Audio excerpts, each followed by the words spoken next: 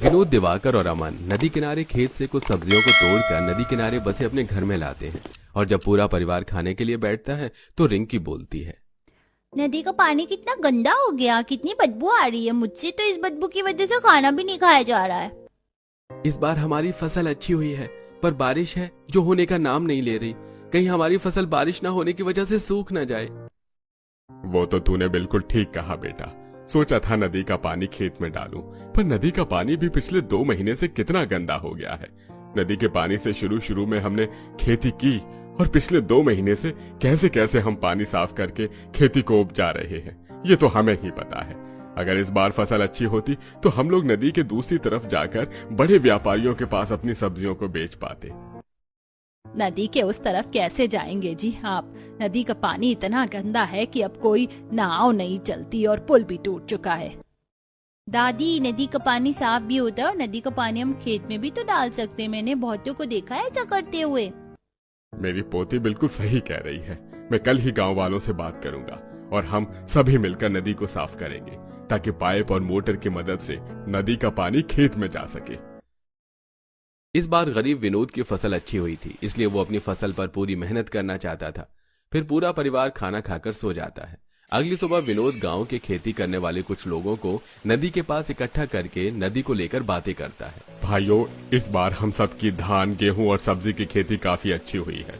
क्यों ना हम नदी की सफाई करके नाव चालू करें ताकि नदी की दूसरी तरफ जाकर बड़े बड़े साहूकार को अपनी सब्जियां बेच सके। विनोद भैया, बात तो तुम सही कह रहे हो, पर नदी की सफाई करेगा कौन? वो देखो तुम कैसे औरतें नदी में ही कूड़ा फेंके जा रही हैं और बच्चे अपनी गाय भैंसों को नदी में नहला रहे हैं। आदमी के कहने पर सब देखते हैं कि नदी पर ही कुछ औरतें कूड़ा फेंक कर जाती हैं और बच्चे अपनी गाय भैंस को नहला रहे हैं। ये देखकर गांव वाले मुंह बनाकर वहां से चले जाते हैं। और जब विनोद अपने परिवार के साथ गांव वालों को ही नदी गंदा करता देखता है तो उसे काफी बुरा लगता है, जिसके बाद पूरा परिवार खुद नदी साफ करने का जिम्मा उठाता है। अब एक तरफ विनोद की बड़ी बहू एक जाल से नदी का कूड़ा हटा रही होती है तो दूसरी तरफ शांति अपने दोनों बेटों के साथ मिलकर नदी किनारे की सफाई करती है और पूजा कूड़ा फेंकने से औरतों को मना करती है। आंटी जी, आपका घर तो इस नदी से काफी दूर है, आपको बदबू नहीं आती और ना ही कोई परेशानी है। पर मैं गर्भवती हूँ, मुझे बड़ी परेशानी हो रही है। हम लोग नदी साफ कर रहे हैं तो आपसे विनती है कि आप लोग नदी गंदा ना करें। बहू, कर तो तुम ऐसे रही हो जैसे कि तुमने नदी ही खरीद ली हो कूड़ा फेंकने की। और भी जगह है, यहाँ नहीं फेंकने दोगी तो क्या हम कहीं और फेंक लेंगे? और एक बात याद रखना, तुम और तुम्हारा परिवार मिलकर इस नदी की सफाई नहीं कर पाएगा। पूरा परिवार मिलकर हर रोज नदी साफ करता और गांव के लोगों को नदी गंदी करने से भी रोकता है और खुद बाल्टी में पानी भरकर खेत तक ले जाते हैं। ये मैं 5वीं बाल्टी नदी से भरकर खेत में डालने के लिए जा रही हूँ। माँ जी, अब आपको आराम कर लेना चाहिए। मैं देवर जी और दिवाकर है ना।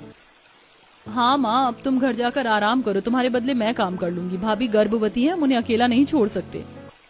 अपनी बहू और बेटी के कहने पर शांति आखिरी बार खेत में पानी डालकर घर चली जाती है। तो वहीं अब भी पूरा परिवार एक एक करके नदी से बाल्टी में पानी भर के सब्जियों के खेत में डाल रहा होता है, जिससे सब्जियां और तरोताजा हो जाती हैं। कुछ देर में पूरा परिवार घर आता है और जैसे ही वो लोग घर में आराम करने के लिए बैठते हैं, बाहर काले बादल छा जाते हैं और तेज आंधी तूफान चलने लगता है। लगता है भगवान ने हमारी सुन ली। मौसम कितना अच्छा हो गया है। बस अब बारिश हो जाए थोड़ी सी, ताकि हमें नदी से पानी ले जाकर खेतों में न डालना पड़े। चिंता मत कीजिए, जैसा मौसम बना है देखकर लगता है अच्छी बारिश होगी। अच्छा मौसम देखकर पूरा परिवार काफी खुश हो जाता है और वो लोग जब एक बार फिर से बैठकर खाना खाने लगते हैं तो बाहर तेज झमाझम बारिश होने लगती है और खाने पर से उठ रिंकी अपने परिवार से बोलती है, माँ, बाहर बहुत अच्छी बारिश हो रही है। मैंने अपना खाना भी खत्म कर लिया। क्या मैं बाहर बारिश में थोड़ी देर नहाने जाऊँ? हाँ जाओ, पर ज्यादा देर मत नहाना वरना बीमार पड़ जाओगे। भैया, अब तो हमारी सारी टेंशन ही खत्म हो गई। इस बार की फसल काफी अच्छी हुई है और हमने नदी भी साफ कर दी है। अब नाव चल सकती है। अब नदी की दूसरी तरफ जाना है क्योंकि यहाँ पर सब्जी बेचने में मुनाफा नहीं होता। बाहर हो रही तेज बारिश को देखकर सभी घर वालों के मन में एक नई उम्मीद जाग जाती है और वो लोग रात को आराम से सो जाते हैं। पर जब सुबह उनकी आंख खुलती है तो अब भी बारिश हो रही होती है।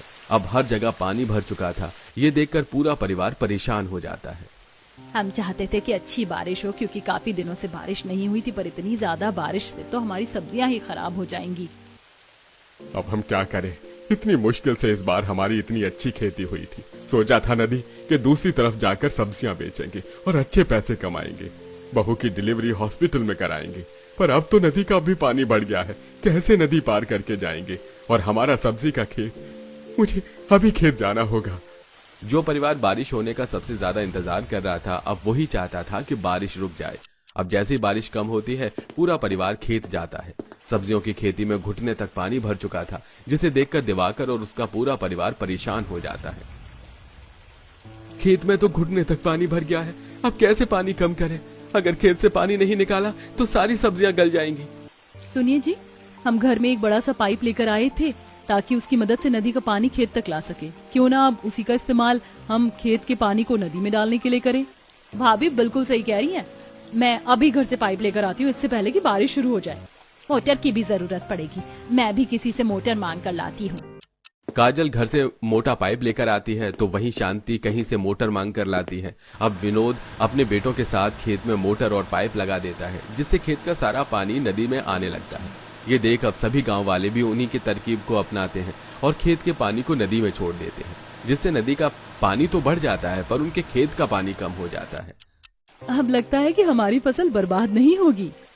हमारी फसल भी तैयार हो गई है पिताजी, चलिए आज ज्यादा से ज्यादा मात्रा में सब्जियां तोड़ लेते हैं। फिर से काले बादल छा रहे हैं, इससे पहले कि बारिश हो कुछ सब्जी तोड़कर गांव में ही बेच देंगे।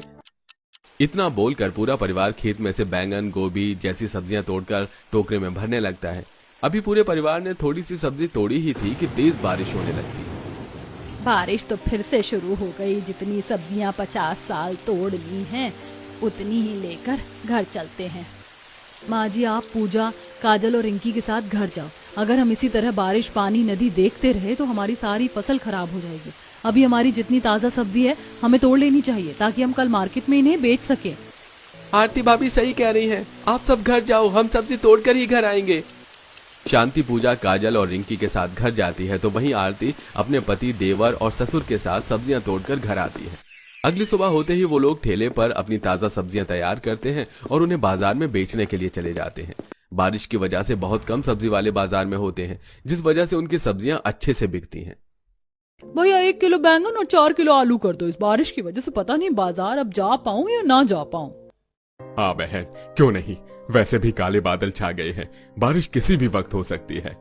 विनोद, दिवाकर और अमन इस बारिश का पूरा फायदा उठाते हैं और काफी महंगे दाम पर सब्जी बेचते हैं। देखते ही देखते बारिश शुरू हो जाती है और वो लोग बारिश में भीगते हुए घर आते हैं। और अगली सुबह जब बारिश बंद हो जाती है तो विनोद अपने दोनों बेटों के साथ पहले एक नाव बनाते हैं और फिर 2 कट्टों में सब्जियां भरता है और उन्हें नाव में रखकर नदी के दूसरी तरफ जाने लगता है। जिन्हें नदी से जाता देख आरती कहती है, बारिश का सीजन है, सब्जियां महंगी होती हैं, आराम से जाना। मुझे पूरी उम्मीद है कि जैसे नदी के इस तरफ हमारी सब्जियां बिकी हैं, वैसे ही नदी के उस पार भी बिकेंगी।